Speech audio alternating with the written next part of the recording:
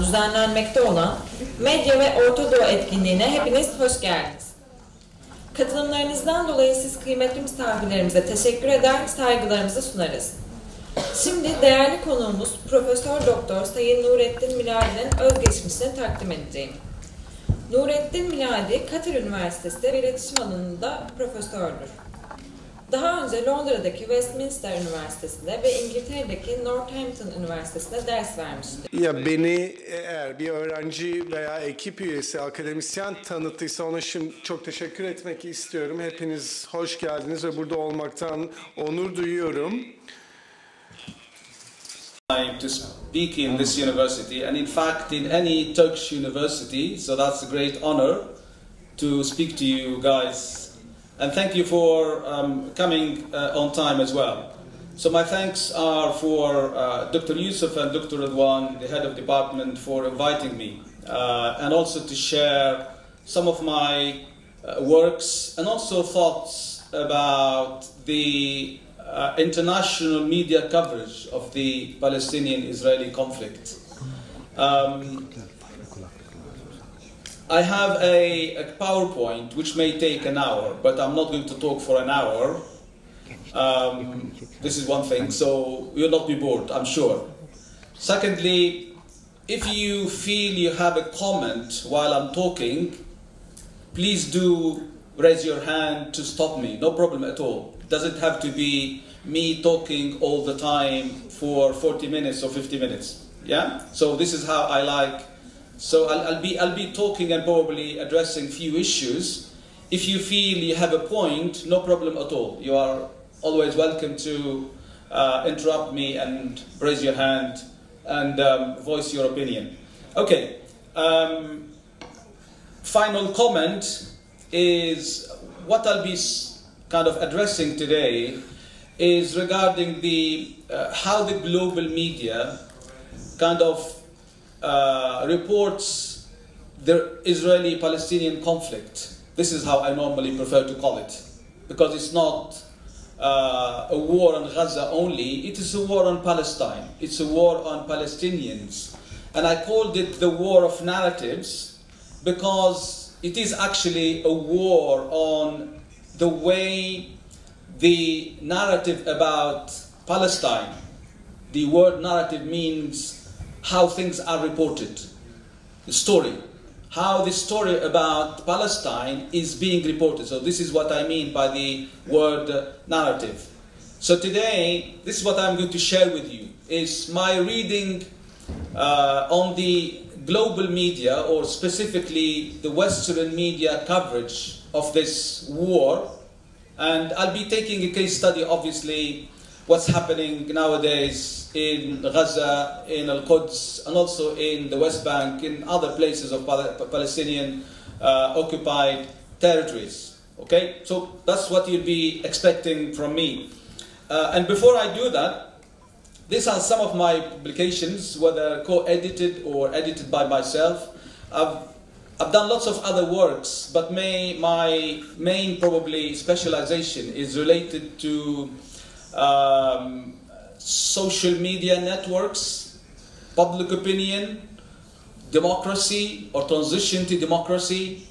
This is my research focus during the last probably 10 years at least. And I see what's happening in the social media platforms since the Arab Springs events onward. I've been seeing it as very, very significant in not only changing the international public opinion, but also giving voice to those who do not have a voice around the world, especially young people, minorities, women, ethnic minorities in different countries. They found in social media platforms as a very important tool or sites for raising their voices, but also narrating themselves and talking about themselves, talking about their identities, their identity formation. Lots of the works I did during the last few years are about the youth and social media and identity construction. And the latest project was funded by the Qatar National Research Fund. I looked, which is for the first time probably in the Gulf countries. Someone studies the issue of social media platforms, the youth, and how the youth see themselves in today's world, and how they use social media to interact in their society, and also to kind of voice their opinion, because normally young people all across the world, like any other minorities, they don't have access to mainstream media like radio, television, newspapers, and so forth. Normally, the traditional media, they don't manage to attract the youth. When I speak about the youth, those who are under 35, something like that. Okay, so that's a very quick introduction about what I am doing, what I've been doing in the last couple of years. Okay, what I'll be talking today, as I mentioned, is the digital media, or the media and the war of narratives. And I said, I used the war of narratives because it is a real war. If we don't understand it this way, then I think, in my opinion, we are missing what's going on. Because there is an Israeli narrative that is supported by global media networks, and also supported by Europe, the US, and other parts of the world, which is made as if it is the truth and the narrative that should be understood about the conflict. And there is another narrative which is for the Palestinians, the native people, the people who've been going through a kind of, we call it now ethnic cleansing or genocide, for their narrative for the last 75 years. So it is a war. Digital media, we may call it now social media platforms in general, but also any medium which is broadcasting on YouTube or for Facebook or any platform, broadcasting as programs, as a TV or radio, for example, that is also trying to change the narrative, trying to counter the Israeli narrative. So that's why I call it's a war, because it is a war, right? And I think the part of the power of this war is that it made the Israeli party, or those who are supporting it, trying to silence the voices who exist and who support the Palestinian narratives. I mean, we know, for example, many channels like Al Jazeera and many others, and social media activists in Palestine and other parts of the world, they find lots of kind of problems in having their pages censored, having their kind of the content of their pages being blocked, and so forth. So it is a war. So that's why I call it here a war. What I'm going to say is really backed up by lots of the literature. So what I'm saying today probably has been reflected partly in previous works of many scholars. So some of them on the screen, and many others actually do exist in terms of journal papers, books, chapters of books, lengthy reports by international organizations who try to decipher the media message and how the international media is reporting the conflict. So I'm not going to go through these, but I think lots of them, and for you as researchers and students, I think it's very, very useful to tap on some of these for you to understand how we understand the media and how the media works when it comes to, for example, covering a conflict like this. My presentation will cover the following themes. I mean, there are lots of areas which you and I can talk about. But referring to what's happening nowadays since the 7th of October, and also before, there are plenty of issues where we can pinpoint in thinking how the media works. So certainly in this university, studying journalism or media or anything related to communication and the arts, probably you would have come across some of the theories, some of the theoretical frameworks related to the media.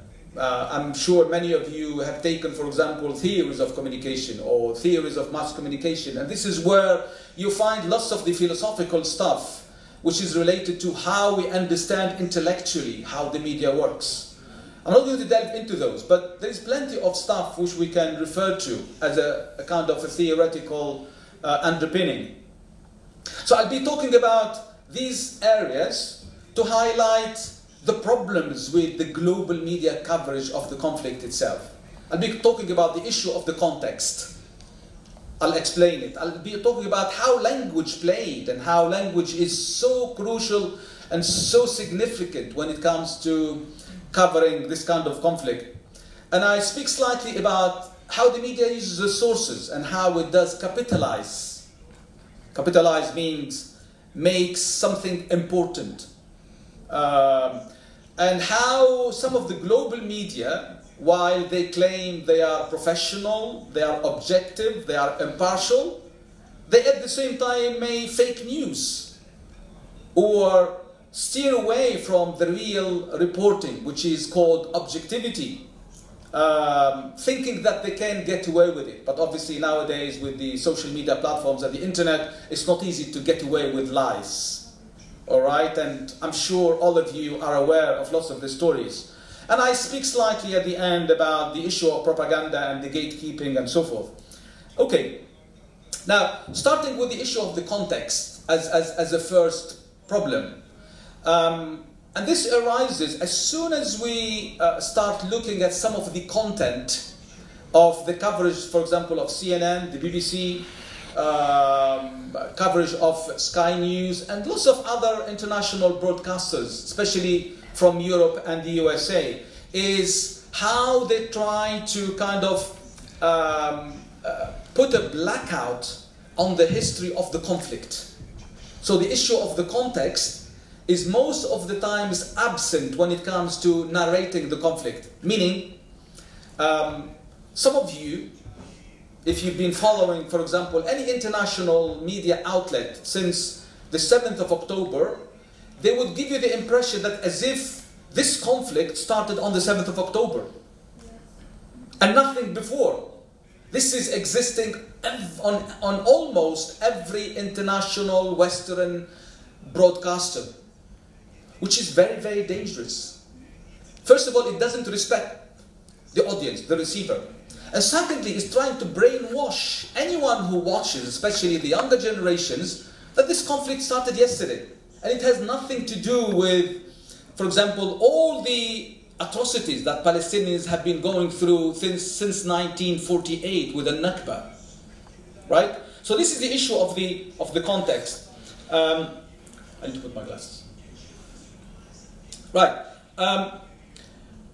For example, the claims that Palestine is an empty land and Palestinians are just there, they came yesterday, ignoring all the other atrocities with regard to the conflict. I gave a similar lecture in London about a month ago, in the University of London, with students and researchers and many faculty members and other people from the public at the University of London. Most of the attendees were English people or international students. I showed this slide. Although it is one of probably of 100 which speaks about the history of the conflict and the context itself. And I was surprised that many people in the audience, they were taking picture of this slide, showing a lot about how much the context about this conflict is actually not known by the Western public opinion. This slide, which is on the right-hand side, is an official United Nations statistics. It's there on the internet. It speaks until 2020 about the number of deaths, comparison between the Palestinians and also the Israelis. And it's so amazing, it's so simple statistics, which tells a lot. It tells volume about how little there was in terms of the casualties of anything from the Israelis. Under what circumstances? A human life is a human life. Human life is sacred for us. But at the same time, look at the Palestinians. There is no comparison. Starting, for example, from 2008. Remember, there was war on Gaza in 2008, 2009. And then 2014. And then 2017. And then 2021. And now we are in probably the largest genocide, if we may call it, since 1948. If you look at this diagram, it shows amazingly the different discrepancies. Look, for example, the war on Gaza in 2008. Okay? Among the Israelis, the dead people were 853. Palestinians, 3,202. In 2009, 123 Israelis. Palestinians, 7,000. And move on. It's so amazing. Look, for example, at 2017, 174 Israelis, 8,572 Palestinians. I said human life and human souls are sacred, whether they are Jewish, Christian, Arab, Muslim, Asian, Turkish, whatever. It's a human soul. We have to respect it. But look at the disequilibrium and imbalance in terms of how we recognize 2 or 3 or 20, 100, 200 Israelis when they die, and the whole world speaks about them in terms of international media. But when thousands of Palestinians and now thousands of babies, I was watching the news this morning, I really cried. Because the main Al-Shifa hospital in Gaza today, this morning, if you go live, watch, for example, Al Jazeera in English channel, it was reporting how the incubators for babies, newborn babies, they actually went out of action because there is no electricity, there is no power. So babies, they moved them to a big room, just babies like this, right? I am a father, I have 4 daughters and a boy, alhamdulillah. And I understand that everyone here who has a daughter, a son, a sister, a baby, and you've seen a baby, you know what exactly means. It's so amazing how the human life of the Palestinians is so negligible, as if it's inhuman. And then one life of Israeli becomes the story in international media. I'm going to talk about that in a minute, but this is part of the context. Now, second point. So the context is the first problem with regard to Western media. And we can speak a lot about that, but because of timing, I really would like to move on quickly with some of the points. The second one is what I call the discourse. And I'm sure everyone here knows what I mean about the discourse. It's the language used to frame a conflict or frame a type of people, frame a minority, all right?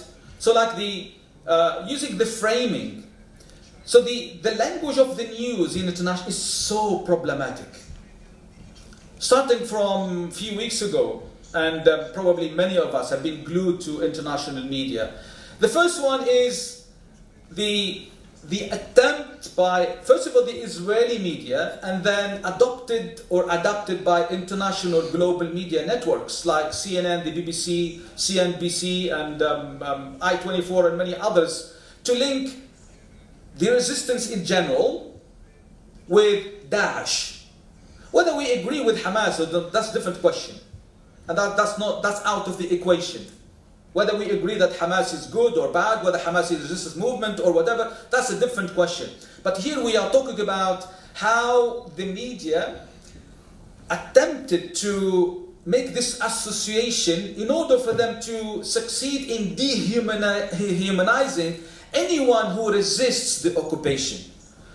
Everyone in this room demonizes Daesh, Al-Qaeda. We think about them, the abhorrent creation in our midst. They did more damage to the Middle East, to Islam, to Muslims, to Arabs, to anyone associated with the Middle East than they did to anything else, in my opinion. Right? They haven't done anything good, in my opinion, to our narrative and how the beauty of Islam should be seen. Right? But to associate Hamas with Daesh, Daesh is known of chopping off heads, killing babies, killing men and women, parading them, happy to chop off people's heads and show them on the internet. And mind you, I spoke about this, I think, a lot in the UK back in 10 years ago at least. I said I'm shocked to see that Al-Qaeda server or Al-Qaeda website is hosted in the United States by American servers. Obviously it used proxy after proxy. They're very clever in terms of technology, but they are not hosted. The host for the domain and for the website of Al-Qaeda for years and years is not in Saudi Arabia, and it's not in Istanbul, and it's not in Tunisia, it's not in Algeria, it's actually in the United States of America. So that's amazing contradiction. So that tells you a lot. You and I can probably talk about that, but that's the truth. So here, all that kind of bubble of Daesh and Al-Qaeda actually supported by many. Some of you, if you go to Google, you'll find lots of the truths. Who is actually supporting, and actually who's created those people? Who's been supporting them with weapons and money? Who's been facilitating the Daesh sale of their oil in Syria from the areas they controlled them? Who facilitated that? It tells you the truth. Who is actually behind Al-Qaeda and behind Daesh? So here the association is actually with this demon called Daesh, right? Therefore, it's easy for the Western media after that to talk about Hamas as barbaric, the resistance as barbaric. Palestinians in general are barbarians. This is the frame where they want to pigeonhole. And this prepares the ground, obviously, for what? For a genocide, for killing them, for killing people in blank sheet. That's why it's only recently that the Western world have started to awake or to wake up on this is inhumane what the Israeli government is doing by killing people in thousands in front of us, live on camera. This is the first war where the international public opinion have been watching children and women and babies being killed by fighter jets, lethal fighter jets on air. The whole world is watching. That is rather amazing in my opinion. Move on. Now following this trend is the issue of fabricating or faking the stories. And this is also part of the narrative. You know the story of Hamas or the resistance beheaded 40 children. They did work a lot on it. Unfortunately, the damage was done. The damage was done because Palestinians in general who are resisting this occupation, they've been seen as barbarians. And for any person in this room, if I tell you that any Palestinian group have killed 40 children or babies, no matter what the Palestinians say, you consider them as beasts, as not humans, as people like monsters. That's the truth. Unfortunately, the damage among the international public opinion has been done because of these lies. And in spite of the attempt afterwards by many media outlets to actually kind of downplay this and even apologize that this is untrue and it's been proven untrue and it's been proven it's a lie, it doesn't exist. Because the Israelis, because the news started with the Israeli channel I-24. Israeli channel broadcasts on satellite, called I-24. One of his journalists, she said, I think, and she reported from one of the soldiers, there was no footage. Until nowadays, there were no pictures of the children or babies, even one baby being chop-headed, even one child killed. There's no footage, there is nothing. It's only empty claims. So the fact is, all of these, unfortunately, they fail the British, European, Western media outlets, newspapers. I mean, imagine if you see these big headlines. That's it. Khalas. International public opinion is done. The demonizing also discourse, I mean, took different ways. Repetition of claims of the beheading, I mentioned it. The next step was attacking any national or rational person who tries to question the credibility of the allegations or the exaggerations. That's the problem, you see. When there is a big campaign of demonizing the Palestinians, in the Western and international public opinion, anyone who tried to defend, they themselves become the demon. Oh, you are supporting the people who beheaded 40 children or 40 babies. This is exactly what happens for intellectuals in the West. Many academics, many journalists who self-censor themselves and not being able to say much. Because as soon as they say something, somebody from the, what I call the Zionist dark lobbies, they will get onto their necks. Oh, you are supporting, we are going to sack you. Some of the academics in the UK, they were sacked because of being targeted for supporting Hamas, that they have nothing to do with supporting Hamas, or it's just supporting the truth. So that's unfortunate with the progress of what happened.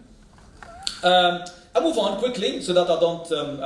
Now the language of the news also comes as so important if we... There's a lot of analysis with regard, for example, to the BBC and many other channels. And this is the use of words which actually until nowadays remain the same. Look at the use of the word killed and died. The active and the passive. More than 500 people have died in Gaza after Israel launched massive retaliatory airstrikes. Look at the language. First of all, they died. When you say died, that means there is no agency. Agency meaning there is no power behind their death. They died as if naturally, in a flood or an earthquake or whatever. It's exactly what it means. So powerful, so salient use of the language. They died because of pandemic, right? But when it comes to Israelis, 700 people have been killed in Israel since Hamas launched its attacks on Saturday. The word killing means there is an agency. There's someone who killed them. In no matter way, but there was somebody who killed them. So this play of language is so important. That means we put the blame on Palestinians, even if the number is in hundreds. We don't put the blame on Israelis, even if the dead are in tens of thousands. And up to nowadays, I mean, I think the statistics say it's about 11,300 deaths or people who are killed in Palestine in general, not only in Gaza, whether in the West Bank or even in Jerusalem. There are plenty of people being arrested in Jerusalem, for example, simply by supporting the resistance. Okay, so the use of language is so crucial. The Palestinian ambassador in London, one of the outspoken people, and he's been facing a kind of huge attacks by the Western media, reputable, we call it Western media, the BBC, Sky, many others. And every time they invite him, and he said it a few times, he said, I'm sick and tired of being invited simply to condemn the Palestinians who defend themselves. To condemn a group and not to condemn what the Israelis have been doing. And in one of the sequences, he got his, by Sky News, part of a discussion. This is exactly what he said. He said, what is tragic is the blindness and the deafness of the world and the international community for so many years of the warnings we have been saying that this was coming. Israel knew that this was coming their way. Sky News, they kind of twisted the meaning of what he said, and then they kind of claimed that this is what he meant. He meant Israel had it coming. And he didn't say it, and he never intended it, and he never said it. This is what he explained, and this is why Sky News apologized on air. The footage is there, the video is there. Which means Israel deserves it, as if he said. This is what Sky News meant.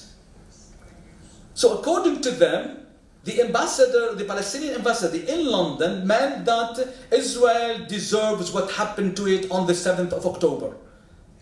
Hisham Zomlat, the ambassador, never said it. He never meant it.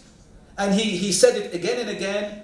That's distortion of what I said. And the quotation is there of what he exactly... Oh, I don't think you can see it on the screen. But I've read it for you. Sky News apologized. And every person who comes as a guest speaker, for example, a minister or an official or a big personality who sat with Hisham Zomlet, or they know Hisham Zomlet, they told him, how come you deal with that person, with this ambassador, while he said this? Okay, so this is the play of the language. I'm going to move quickly because we don't have much time. Now the other also play on the narrative. And this is unfortunately a mistake done by various global Western channels, which is when it's called in Arabic the Baptist hospital in Gaza. In Arabic al-Ahli, al-Mustashfa al-Ahli al-Ma'madani. The Ahli Baptist hospital, the only Christian hospital in Gaza. This was targeted a couple of weeks ago.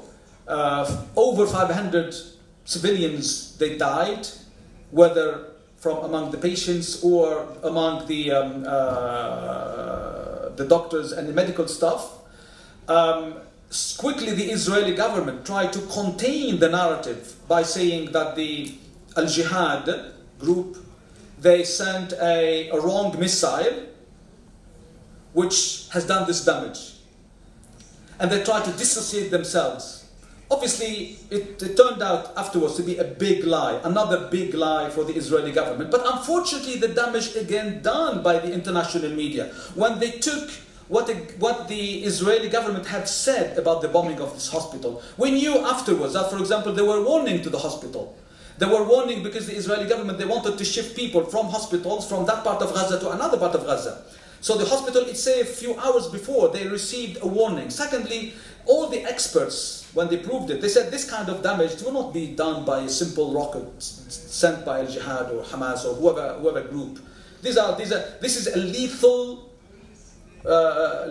weapon, which the likeness of the Israeli army uses against Palestinians and so forth. That's one of the examples. Now, moving on to another area which helps us also to understand how the Western media unfortunately fails the test of what I call objectivity and fairness, which is the use of sources, news sources. You know, many of you are media students, journalism students. You know very well that the source the media use are so important.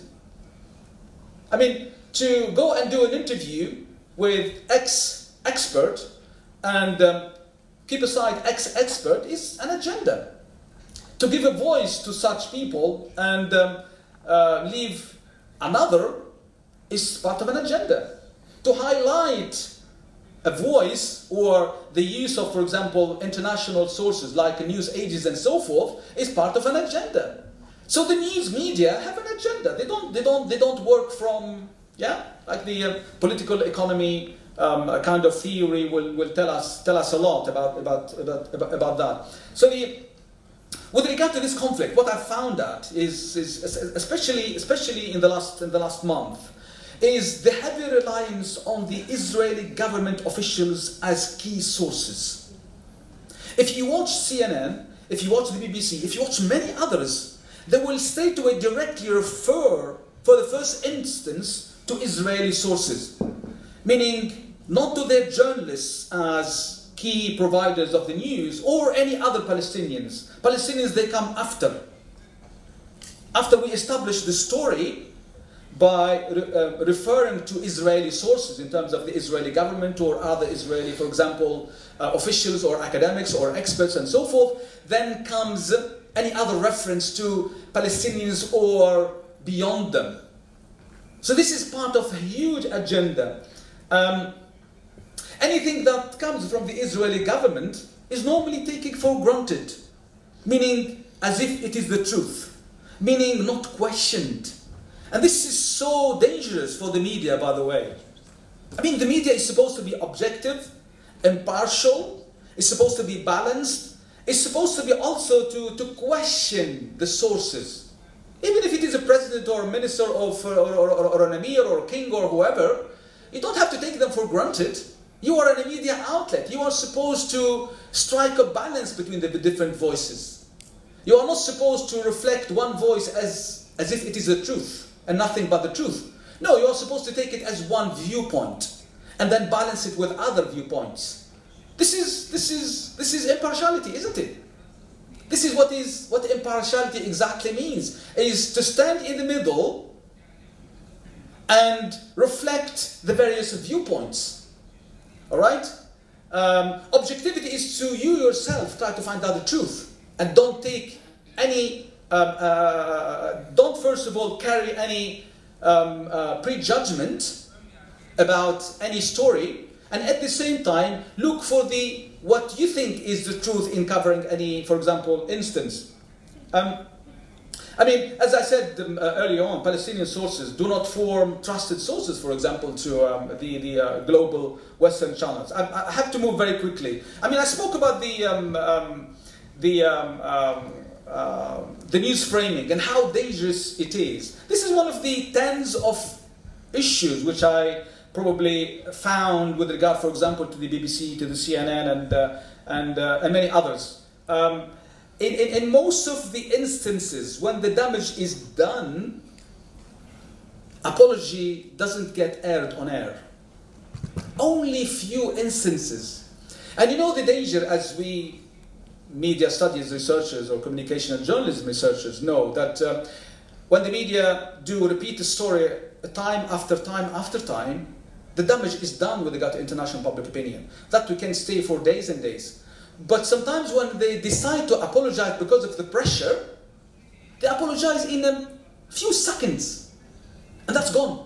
No one will hear that apology, and that apology will not have an impact on the damage they have already done. This is one of the instances, for example, where, you know, the first demonstration a few weeks ago, which took place in the UK on Saturday, the UK, I think it was the 7th, of, not last Saturday, the Saturday before, where the BBC named the people who attended the protests, about 300,000 people. This was Saturday the 7th of November.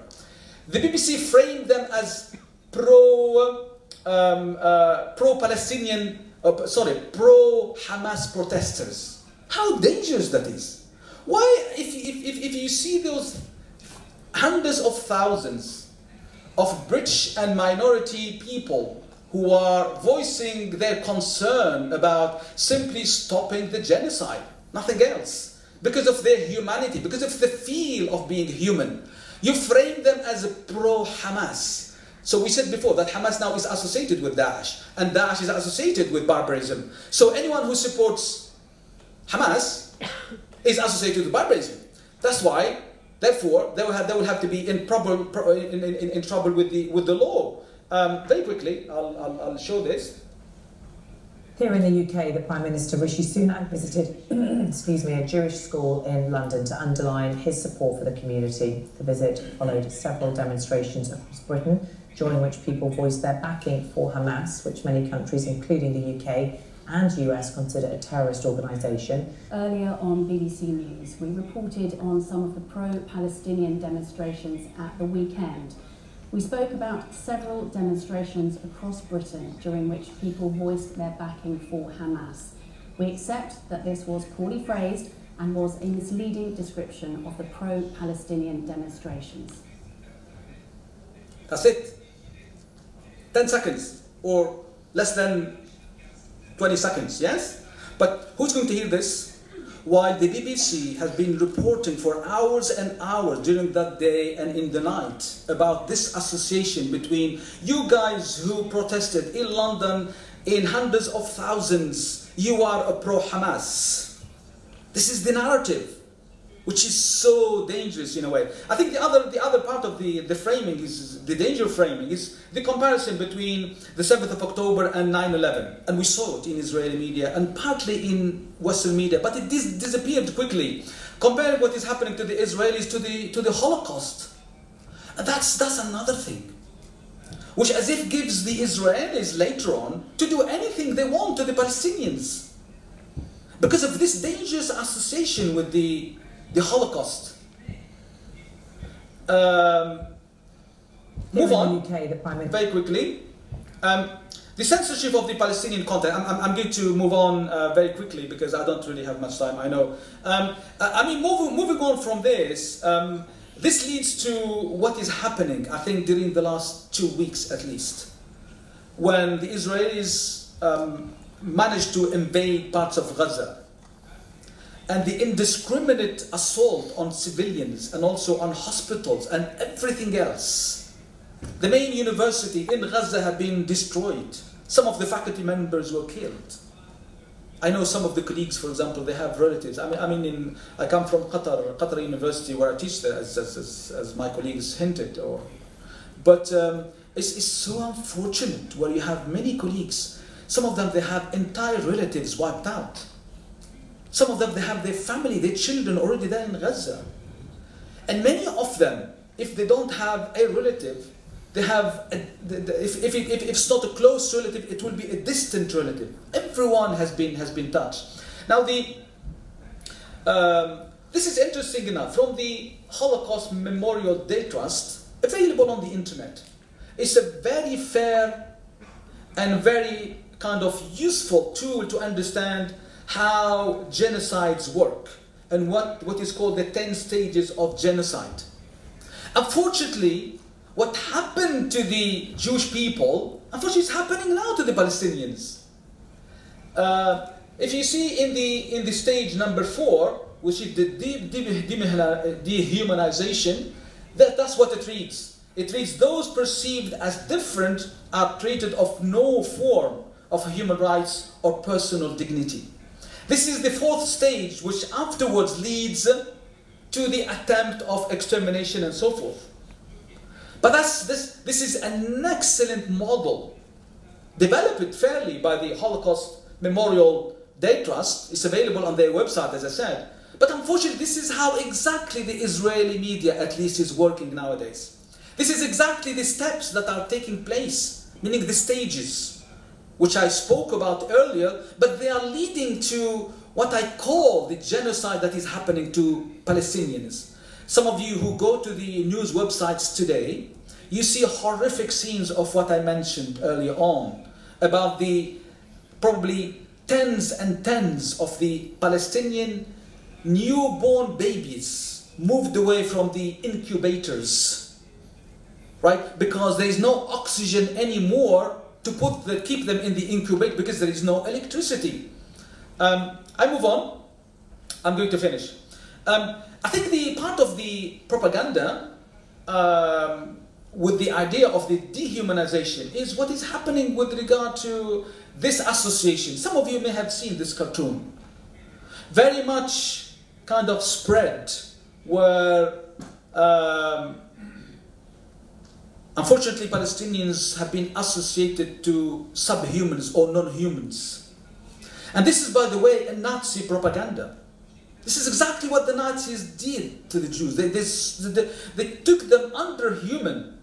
And this is exactly what happened to the colonial powers in many parts of the world.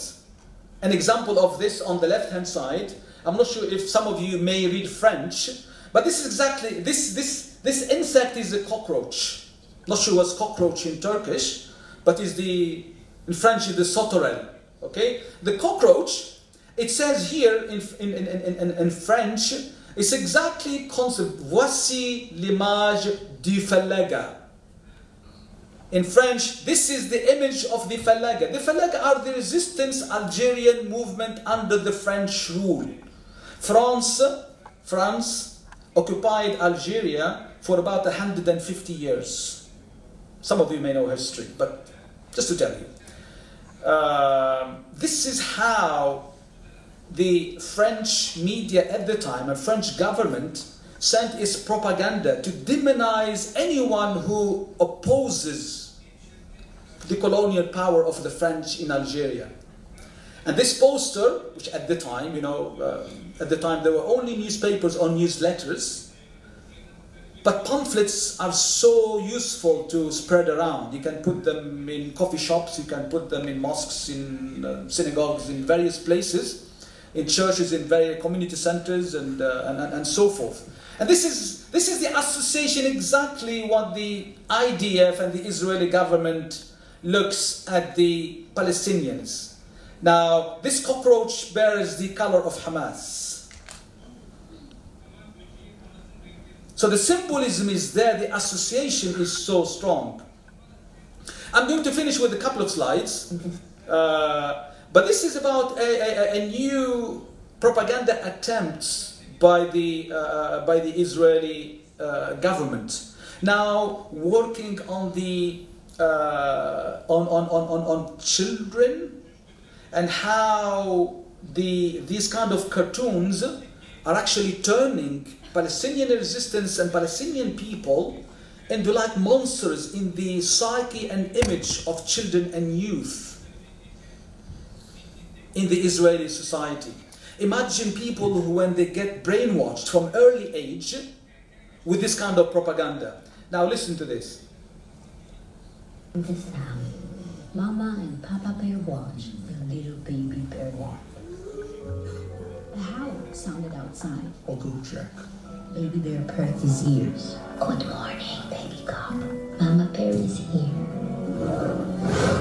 What's that noise? The cub looked for advice. Don't worry, Mama bear said. He covered his eyes. Wolves! The baby yelled in fear. Don't worry, little one. Mama bear is here. They're getting near. I'm on it, my love. Mama bear is here.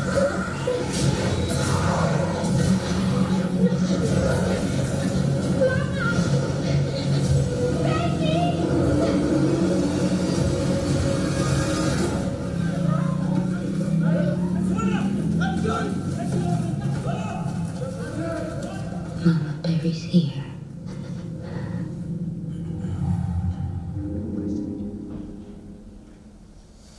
The next one, or the final one, I finish with it as part of a widely sponsored propaganda, is this one.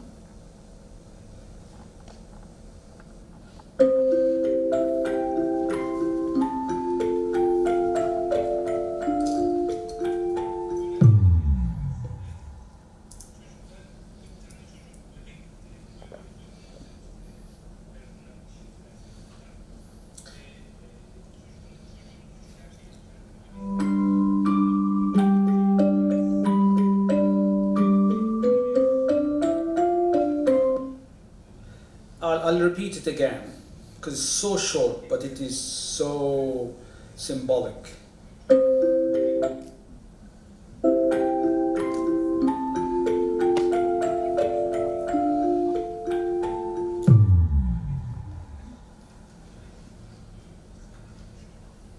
See the association with, see the association with ISIS, right? See here the association with ISIS, Hamas, ISIS. Right, right, sorry. Okay.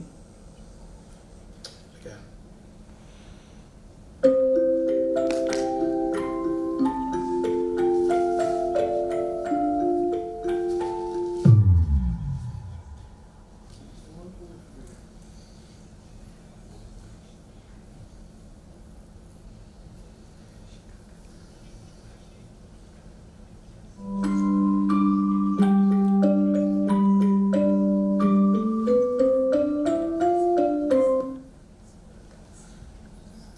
Okay, thank you very much for listening to me, and I've been pleased to work with you guys. Let me get the slide again, and I'll open the floor for questions, answers.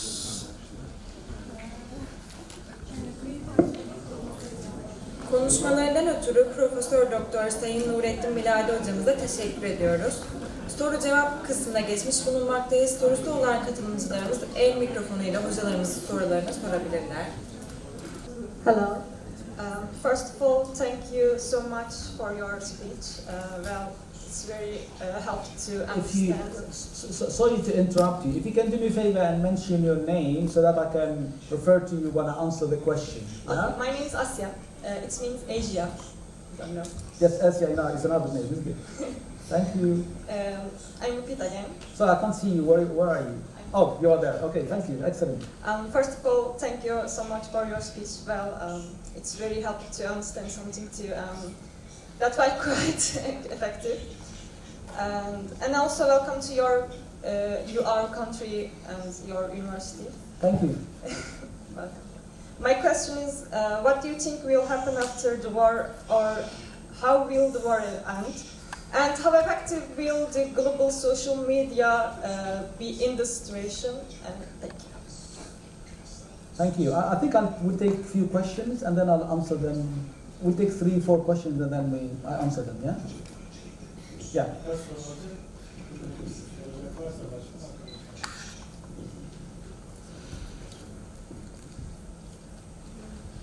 I mean, you can answer you can ask your question in Turkish if you wish, and it will be translated. All right, if your English is not as clear as your Turkish, so I'm fine. Assalamu alaikum, sir. Thank you very much. My name is Yunus Mahmoudov from Azerbaijan. Ismail, you said? Yunus, yes. Yunus. Sir, my question is about based on the examples you gave to us, we see that the manipulations through the media continues. Do you think this manipulation will end with the development of the digital media? If yes, how can we help with this situation? What should yours take part in which situation? Thank you very much. Hi, hello, sir. I'm a member of the VCD department, and thank you for your qualified presentation. My question is about the Gen Z side, actually. At your presentation at the last cartoons, you say that for children, but it's my personal opinion, is for also the adults. And what do you think, I'm curious about your final evaluation about the Gen Z side, Gen Z side, or on social media, on this propagandic base. Do you have any specific opinion about the Gen Zs on social media? Which is the Latin American or something like this? The Gen Z? Is that what you mean? No. The people ages between 18 and 25. I'm not sure about that. Okay. The youth. Okay. I mean. Okay. Yeah. My name is Adam. I want to thank you for this presentation because I think it's important what you're doing.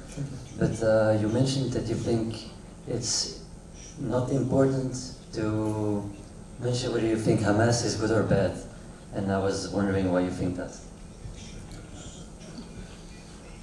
Fair enough.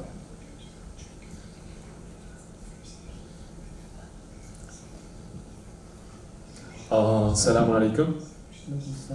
Thank you, sir, for what you did today for the Palestinians. Actually, my name is Anas. I'm from Palestine, from Gaza. I have a question. What do you think of boycotting the products that supports Israel? Yes, thank you so much. Okay.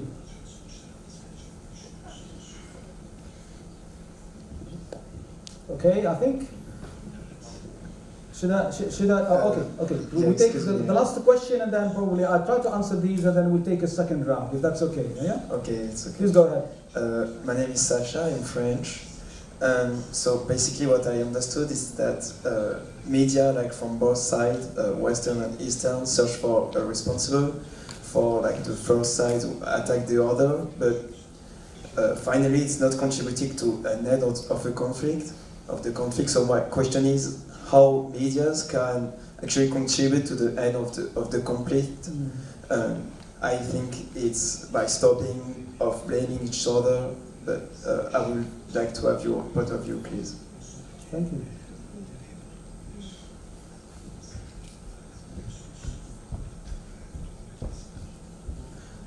Okay, thank you very much. I mean, these are so interesting questions, and this tells a lot about your interests and also your understanding of what's going on nowadays.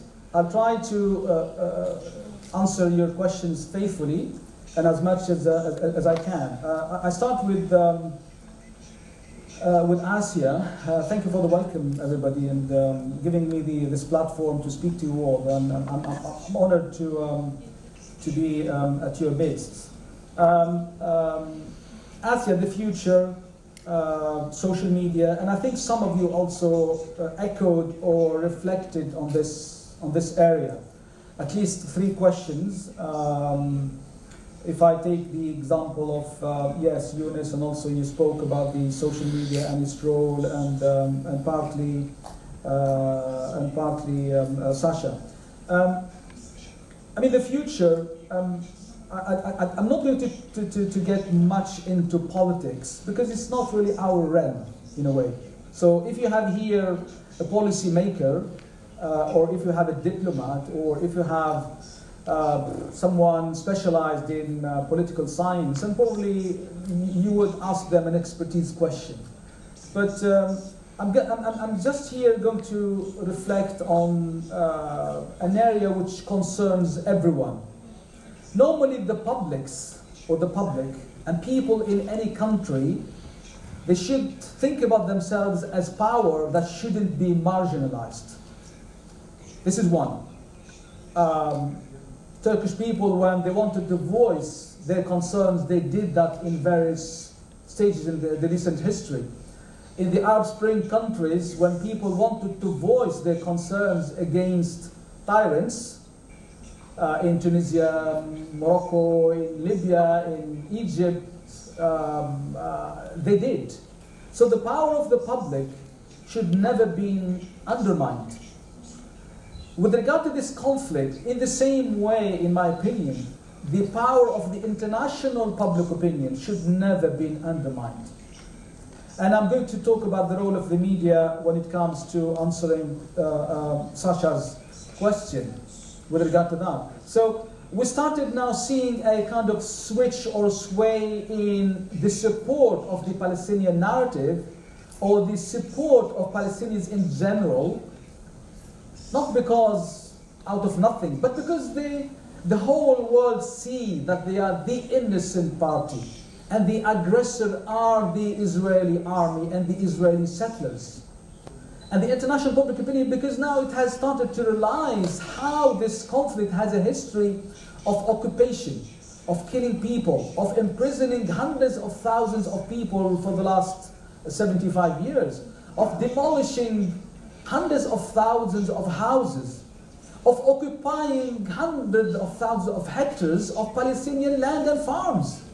So this is a history. The international public opinion, especially in Europe and US, by the way, know nothing or know very little about this. Because the international public opinion started to know about this, now we started to see huge protests against policymakers in the UK, in France, in Germany, in the United States of America. Last Saturday, the whole world saw on television screens the protests in London, which the organizers say is no less than 800,000 people. And those people, they are not Arabs or Muslims or whatever, only. On the contrary, by the way, I mean, the people who defend the human rights in the UK, they are more than anybody else. They are rich, white, English people. So people all over the world, they have values and they have humanity. When they see something wrong, they rise up. And I think this is the future, in my opinion, if we talk about the future. The future is we people, because we are humans, we have to support human rights everywhere in the world, whether we agree with that country or we don't agree with it. I think the future is good, in my opinion, and I'm always optimistic. Although looking at the dark face of what's happening nowadays in Gaza, which has never happened since 1948, it's a real genocide taking place in front of international public opinion. But I think the Palestinians have already won the narrative. The Palestinians have already won the war. Israelis have won the battle because they demolished Gaza to the rubble. But look what? Guess what? Palestinians have won the war. Because strategically the winner will be Palestinians. Because the whole world now have seen that the Palestinian narrative is based on lies upon lies upon lies and nothing else. And we started to see it. And the Palestinian narrative is not something that is out of the imaginary. No, people now see it on the ground. The role of social media, to answer also Asia and also to answer Sasha, how media can contribute to stopping the conflict. And Asia also asks the role of social media. I think the social media networks as platforms so useful to everyone, whether within the local, regional, or the international public opinion. And we've seen it in various kind of studies, books, scholarly research papers and material, whether about ethnic minorities, for example, in the West, and how social media have given them a voice because they don't have access to mainstream media. Or we've seen it, for example, in the Arab Spring countries, where young people manage actually to face the tyranny of censorship. In Tunisia, for example, where I come from at the time. In 2011, Facebook was actually the platform which destabilized Ben Ali and made him run away. That's a fact. The use of young people to those platforms managed to make the government lose the power of controlling the public opinion. This happens in Syria, this happened in Egypt, this happened in Libya, this happened in many other places. Now, with regard to the Palestinian-Israeli conflict, it's exactly the same. My previous book about global media or digital media coverage of the Palestinian-Israeli conflict, which I showed in the first slide, actually studied this phenomenon with many contributors. This is exactly what we proved. It was based on the war on Gaza in 2021, the events of Sheikh Jarrah, who started in Jerusalem and then moved to the other places of Palestine. And this is exactly what we managed to prove, is social media has been used as a powerful instrument to actually challenge the Israeli narrative on everything happened on the ground. You know, the activist Muna Kurd, for example, and her brother, solicitor, they managed to have a voice which was picked up by international public opinion only on social media, Twitter and Facebook and Instagram and so forth. And remember the very little stories, for example, which got known by international public about the atrocities of the settlers and the Israelis. And how dangerous that is. It's only through social media that Israeli, whom everyone knows about probably now, he said he went into Al-Kurd's house and he wanted to take it over, just bluntly like that. Someone going to actually take the house of somebody else in Jesus because he's a settler. He thinks he has the right. And when people try to stop him, he said, if I don't take it, somebody else will come and take it. This is so amazing. Only social media managed to expose this kind of thugs, I call them. This kind of people who are the settlers. It's only social media which managed to, also social media managed to uncover the atrocities of the conflict in different places that Palestinians go through. In the settlements, in Gaza, in Jerusalem, in the South Bank, in different other places. In this conflict, I think social media was also so powerful. In addition to international, global satellite TV, but also social media networks have proven so important in the hands of Palestinians, those who have only a telephone and a camera. Because otherwise, lots of bloodsheds and killings, they would have been unknown. This is what even satellite television channels would say. We are only limited in covering various places in Gaza because we need a camera, we need lights, we need journalists, we need this. But someone who happens to be somewhere with a simple telephone, with link to the internet, they will be able to show the truth, simple, the glaring truth, the naked truth to the international public opinion. And I think this is the power of these tools in a way. I move on very quickly. Adam asks about the Hamas good and bad and whatever. I mean, as I mentioned, people always differ about whether Hamas is good resistance or bad resistance. As I said, I'm not going to comment on that. But I consider that Palestinians who defend their properties, their honor, their history, their culture, their land, they are resistant. Palestinians who live in Gaza, Palestinians who live in Dhafra, in the South Bank, Palestinians who are in Jerusalem, and they actually face every day the occupation, and they defend themselves with every legal means. They are not terrorists. And they are the goodie, they are not the baddie. We can never consider them the baddies. I move on. Anas speaks about the issue of boycotting, although it's outside the realm of communication and mass communication, but I think it's a very important tool also. Yes, I mean, honestly, I always boycott Starbucks. I always boycott specific brands who actually, when I was in the UK for the last few decades, they used to say openly, they are not shy of saying we support Israel. They are not shy of saying the weekend income goes to Tel Aviv, to Israel, support the Israeli army. They are not shy of that. Why should we support them if we have a humanity in our hearts? We shouldn't let our stomachs drive us. So boycotting is a very powerful tool, by the way. And it's taking place in various parts of the world, and believe me, it has an impact. I come from Qatar, and some of the brands from the first couple of weeks, when there is a wave or a campaign on boycotting specific brands, we know in the shop, I was actually shocked to go to some of the shopping centers and see some of the brands, meaning coffee shops, I don't want to name them, right? And supermarkets, they are actually literally almost empty. So people's power is so important.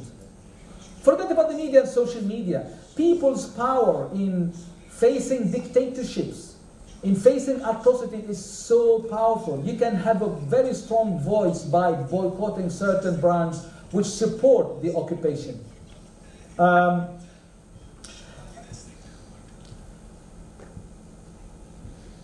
Sasha, I think I've answered your question because yours was the last one. So I stop there and open up the platform for more questions. I'm not sure how much time we have left, Dr. Ridwan and Dr. Yusuf, but I'm happy to stay with you. Okay, so we'll take probably 2 to 3 questions, and then I'll try to answer you, and then we'll come to a close, yes? Okay, please go ahead.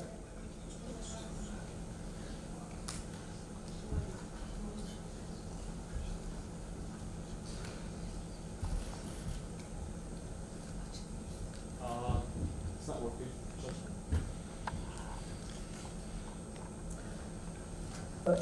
My colleague here, I don't think I answered your question, did I? Did I answer it? Sorry, I was thinking. You answered mine. Part of it. Okay, I'll try to reflect on it on the second round. Oh, okay. Yeah. So sorry, I was trying to remember whether I answered you or not. Okay. Yes, please go ahead. Dr. Miladi, this is my last question. How can we stop this genocide? How can you? How can we stop this genocide? Start or stop? Stop. Oh, stop. Okay. How can we help? My family there right now. I want to help them. I'm trying my best right now. I'm just making prayers. Today also, 3 of my friends they was martyred, and also my cousin. Everyone waiting his turn. I don't know what to say actually, but and what about the cutting the water, electricity, and the internet, and everything? Actually, internet right now, it's not that important because everyone knew the truth right now, and everyone just watching us, like, you know, as a film, as a movie, or as a match. Yeah, thank you, Anas. Thanks. You are welcome. Yes, thank you. That's very obvious. Yes. Any other questions? Okay. Yes. I think there's is that Sasha at the end? I know your name now. From France. I should have asked you to read the billboard, the flyer, which was in French. Don't worry, it's fine. My question is very practical, and it's my direct question. What made you come here and talk about this? I mean, what is your objective? Thank you. And just present yourself and why you're here, please. That's a fascinating question. That's an existential question. Thank you very much indeed. Okay, shall I stop there if there are no other questions? Yeah, I think there is a final question here. We'll take the final question, okay? Maybe if you can say your name.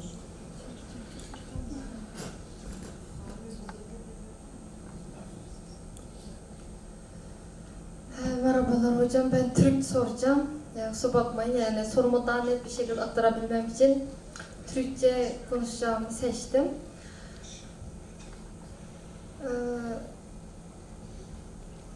Bir sorun yok değil mi Türkçe konuşmamda?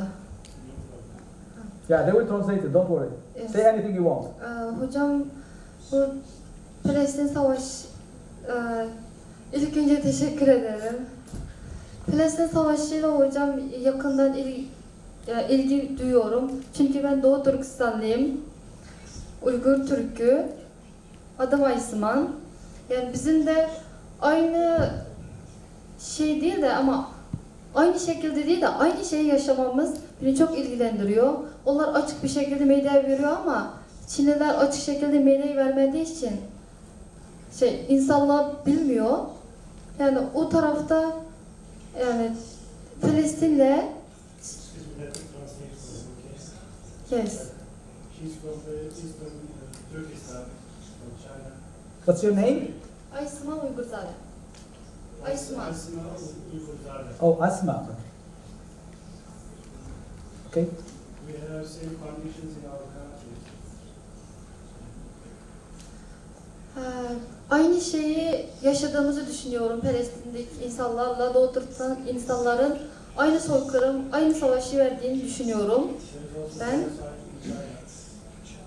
ikimiz de bağımsızlık için, özgürlük için savaşıyoruz. Ama Çinliler farkı yani dış dünyayı bildirmeden, dış dünyaya bir güzel şeyler gösterip de arkasından soykırım yapıyor.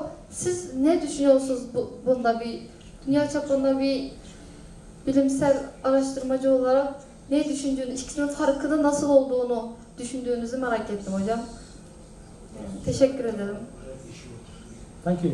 Thank you very much. I think I've got the gist of it. Aynı şey mesela bize internet kesildi. Yani ben anne babamla iletişim kuramıyorum. Yasak çünkü. Onlar iletişim kurarsam onlar hemen hapse alırlar. Ben 4 sene anne babamla hapiste kaldılar. Benim yurt dışına çıkıp okuduğumdan dolayı. O yüzden yani bu acıları, bir de benim akrabalarım çoğu hapisteler. Yani bir şeyler bildiği için, yani bir şeyler bilen, yani bağımsızlıkla bir içinde öyle bir şey olanlara hapse atıyorlar. Yani onlar göstermeden öldürüyorlar. Çoğu akrabalarım da onun içinde öldüğü haberler aldım. Çok üzülüyorum hocam. Yani siz nasıl düşünüyorsunuz bunları? Aynı savaş olduğunu düşünüyor musunuz yani?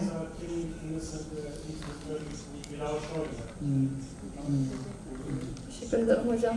Okay, thank you very much. I'll try to answer as much as I can. Okay, I'll take about 5 minutes max, yeah, so that guys you don't be going too much. I start with Anas. How can we stop the genocide? And yes, I mean we do sympathize with you, and I'm sure the university here and Turkish society provide kind of ample support and very good support for Palestinian students, and I'm glad that this university is hosting students like yourselves. So yes, you have all our support, you have all our sympathy, and we as members of the public, we are not policymakers, we should do what we are supposed to do. And we should do what is available in our hands. And I think I don't want to give answers which are beyond our means as academics, researchers, students, and members of the public. So I don't want to get into the policy making area because it's not my area. And I don't want to be someone who hypothesizes things, right? What is available in our hands is a lot. And that's a fact. That's what I always, if each person who is specialized in a specific area, they can fill up the square where they are, believe me, change will happen. And this is my theory and philosophy. I don't want to speak about everything in my life, but I'd like to speak about the things where I am specialized and where I can fill in a gap. So all of us here in this room, we can make a huge contribution to stopping the genocide. Because, as the proverb says, the bucket of rain starts with a drop. The distance of 1,000 miles starts with 1 meter or 1 mile. And a group of people, when they unite together to voice a concern, they can start making a change. So therefore here, what is available to us? To answer your question, yes, we can actually contribute to stopping the genocide. The genocide will stop somehow. We know it. Via policymakers, via certain means or what have you. Wars, they start and they finish. They don't stay forever. But we have a huge responsibility ourselves, first of all by spreading awareness about what exactly is taking place. And this doesn't apply to a Palestinian or someone who is related to Gaza or South Bank or to Jerusalem. This applies to anyone who has, all of us have humanity. But all of us, anyone who feels that this is part of his mission, because we are humans. And because for our humanity, we have to support the humanity, whether it is about the Palestinian or about the Jew or about the Christian or about the Buddhist or about what have you.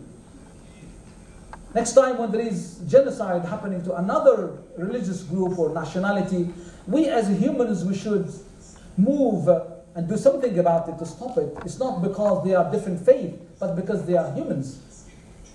Now, the use of social media is so powerful, in my opinion, to put pressure on policymakers, for example. Look what's happening in the UK, look what's happening in the US. Now, the narrative is starting to change. Policy makers have started to change their voice and their language. This genocide will stop soon. The damage has been done. And the damage will be so massive on Palestinians. The injury is going to stay for decades. That's true. There will be hundreds of thousands of people who have no relatives. There will be tens of thousands of babies with no mother and father. The babies which I saw in the news this morning being shown on a Shifa hospital, the journalist said all of these, their parents are not known. Imagine a baby who is in the incubator. Tomorrow, if they have the chance to live, and they will not know about their mother and father, even their relatives. Remember what future they have. It's so amazing, the colossal catastrophe that is happening now in Gaza. But it will stop, we know it. So therefore, we have to do something about it ourselves, and we can do a lot. Now, I mean, if I talk about policymakers, I think policymakers are the reflection of the people, of their people.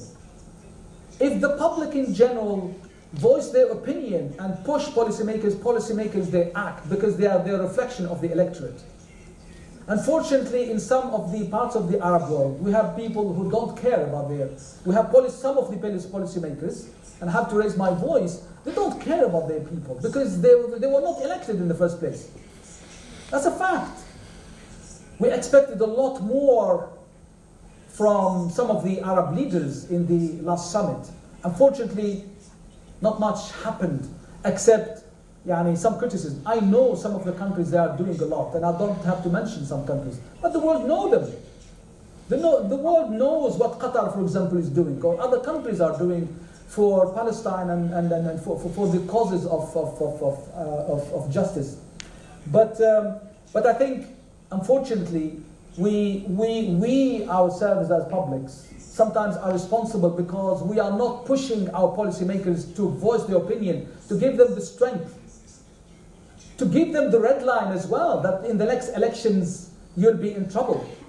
This is exactly in the US what is happening now to Biden. Large members of the communities in general, they actually voiced it very, very clearly. We meet in the next general election, and you'll be voted out. We have power, the power of the ballot. You have to use it. We have to campaign for it. We have to do something about it. So that's my take into. I finish with no, before that. I finished with the question of why I'm here.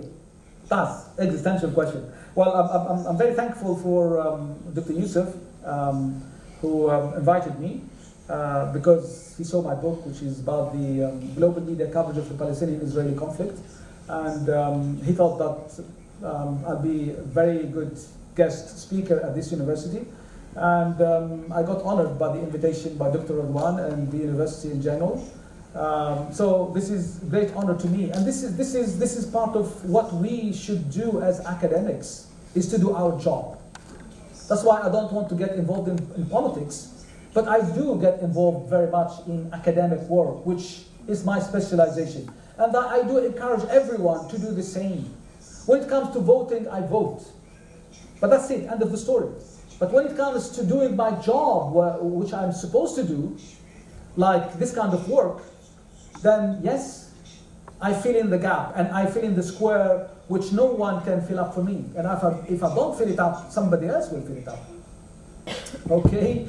A final comment to my colleague, which I think half of her question I didn't answer, which is about the youth in general. My question is about Generation Z. You're saying that using social media is a big impact, right? But, yes. It also has some disadvantages, Yes.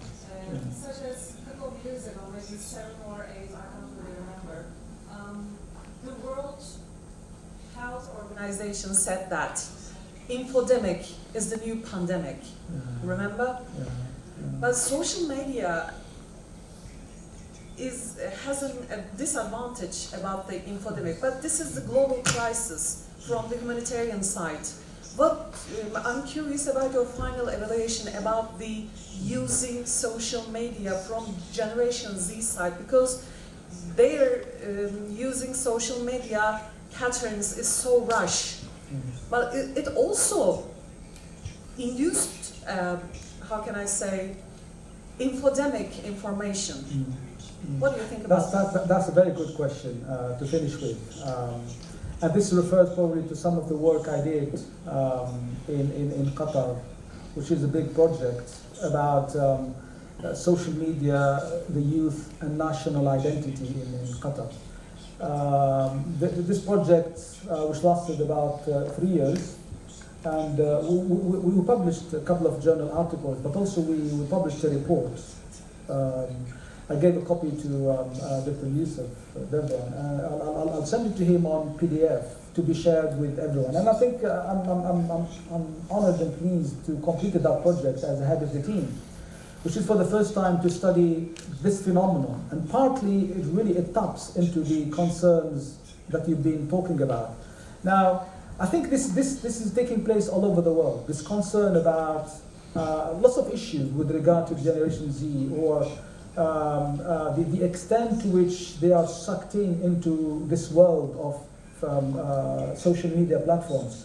Now, I mean, one of the areas which I highlighted in the report and also in the publications is yes, social media platforms and the internet in general have been hailed as useful tools for minorities, for communities, for women, for the youth, for marginalized people, as tools for expressing themselves, as tools for consolidating their narratives, as I mentioned in the introduction. But also there is a dark side, as you alluded to, and that's in plenty. This started to happen in the West over 15 years ago, and it's increasing, but also it's happening in all other parts of the world, which is this idea of, if we talk about the kind of negatives or the drawbacks, is this superficiality when it comes to knowledge.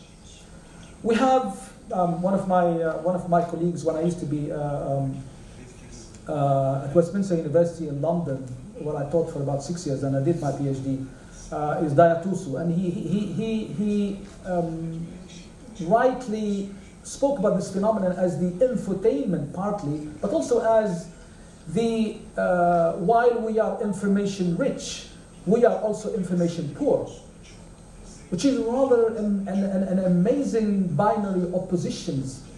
So this is exactly what happened with lots of young people in general, not everyone, but it's a phenomenon. It's becoming a kind of phenomenon where people, they know a lot about lots of things, but they know very little about those things. So which means in some parts of the Middle East and in Tunisia, for example, and in other parts, people don't know much about politics. They may know lots of things about politics, but if you start asking about any slight detail, they know nothing. They know nothing about who's the minister, what's happening, about the current news, about this, about political parties. That's why we publics, we need the youth to be involved in politics, because they can change the world by being involved in politics. And that's a fact. People who reach the age of voting, they are in hundreds of millions around the world, and they don't vote. And they don't know that they have power of voting. They can change the table on politicians. They can overthrow the table on politicians. But unfortunately, this is part of the problematics of what's happening now in the social media networks, and the power, how these networks have actually sucked in people into this world of being engaged on WhatsApp, Instagram, whatever. People kind of not necessarily messaging and creating content, but they are following very superficial content, and it becomes like a form of addiction. This addiction tells about me not being able to resist just 1 hour without using social media. I'm sure most of my colleagues here, teachers, and also educators around the world, probably they reflect the concern that I'm going to say. In the universities I taught in, if in every session I don't say to my students, please switch off your mobile phones and put them in your bags, they will be most of the lecture using their mobile phones. Tweeting, Instagramming, doing this and that, And they say, no, doctor, we are listening to you. No, I say, you are not actually listening to me, because I can see how you are communicating with your telephone. You smile to your telephone. You do things to your telephone. Smile at me at least. Come on. I like to see a smile from your face. So if students nowadays, and I'm not blaming you guys, by the way, I like you a lot, and thank you very much for listening to me. But this is a fact, how we educators, how much we are concerned.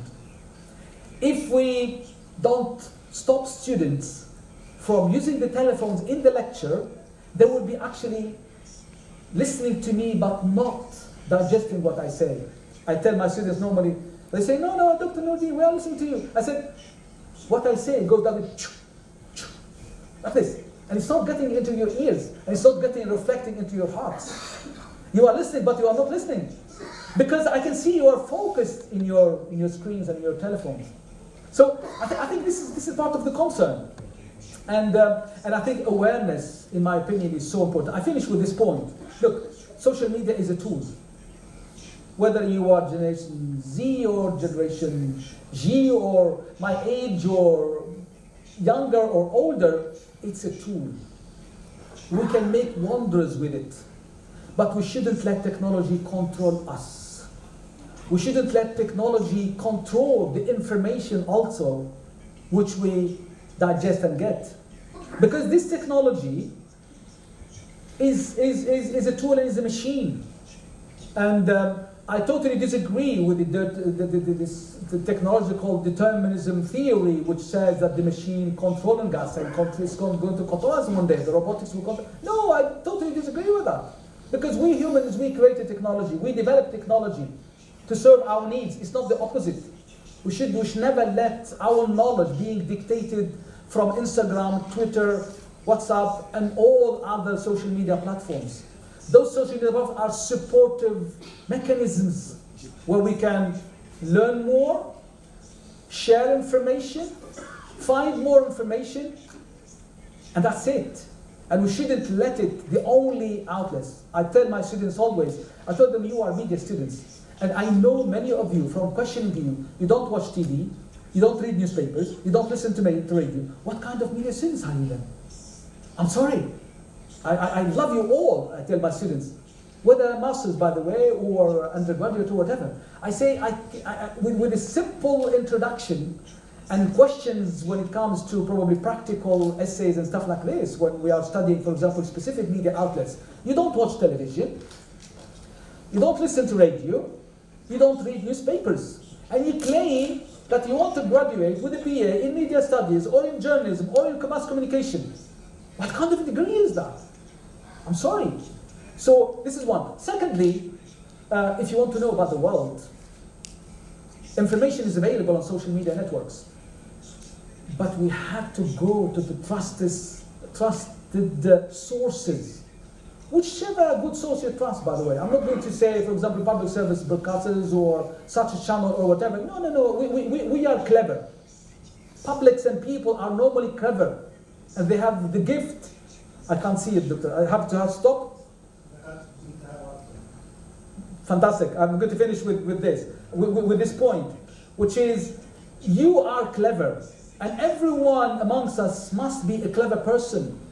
Don't let the machine dictate the information that you should know about something and about the world. Because they have only limited information, and sometimes that information is part of an agenda of who is the source of that information. So therefore, going back to the trusted, what is called the traditional media, is actually part of the answer in order for us to know about what is happening locally, what is happening regionally, and what is happening internationally. And social media is part of that mechanism which helps us to understand the world we live in.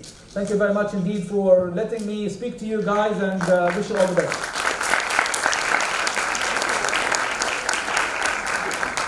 Thank you.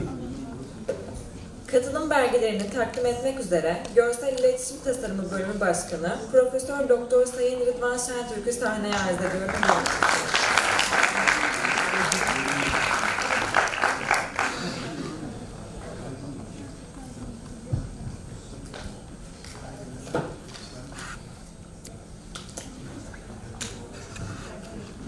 Thank you. That's beautiful. Thank you.